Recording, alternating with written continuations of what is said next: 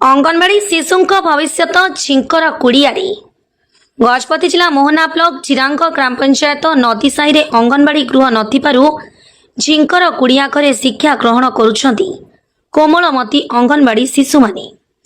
वर्तमान जुगरे लोके पाठ पढ़ी डाक्तर इंजीनियर और वैज्ञानिक होउछंती, किंतु बड़ लज्जार कथा ए ग्राम रे अंगनवाड़ी दीदी अछंती और पिला माने भी पाठ पढ़ुछंती, किंतु शिक्षार एंतुड़ी शाला कुहाଯାउथिबा अंगनवाड़ी गृह नथिबारु ग्रामवासी द्वारा निर्मित होइथिबा झिंकर कुड़िया चर्च सभागृह कुड़िया पिलांकु शिक्षादान करा जाउछि।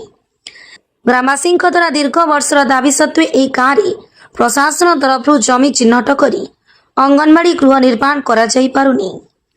ए चिरांग पंचायत रे अछि एशिया महादेशर द्वितीय बृहत्तम बौद्ध मंदिर। ए अंचल को बुलिबा पई प्रतिदिन अधिकारी और राजनेता माने आसुछंती, किंतु मंदिर ठारू 500 मीटर दूर रे थिबा ए गाँव रे दीप तल अंधार भली अंधार रे ही रही जाइछि ए नदी साही।